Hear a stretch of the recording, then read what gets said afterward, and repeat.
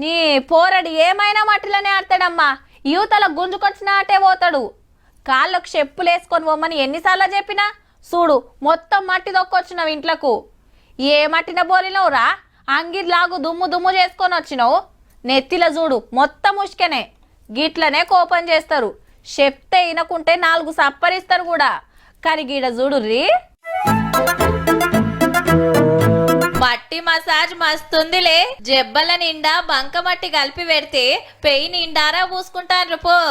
ఎరైటీగా ఉంటదని ముందే ఓలి చేసుకుంటున్నారేమో అనుకునేరు.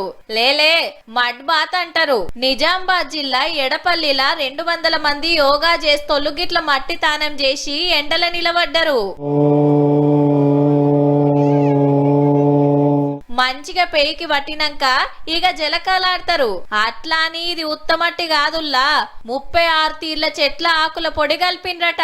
దీంతో ఫాయిదా ఏందంటే చర్మమే కాదు మనసు ఆహ్లాదకరంగా ఉంటుంది. మరి ఇక్కడికి వచ్చి ఇంత జంగల్లో మంచి వాతావరణం మనం మట్టి బాధ చేసుకుంటే ఎంతో ఆనందంగా ఆరోగ్యంగా. కొన్ని బీమార్లు తక్కువైతాయట, పెయ్యి అల్కగా ఉంటదట. వీళ్ళే కాదు చాలా మంది చేస్తుంటారుల్లా. సుతారంగా సబ్బులు రుద్దుకునే జమానాల మట్టి తానం ఇంకా మంచిదని గిట్ల చేస్తుండ్రని 3 మార్లకు పట్టుకొచ్చినామన్నట్టు.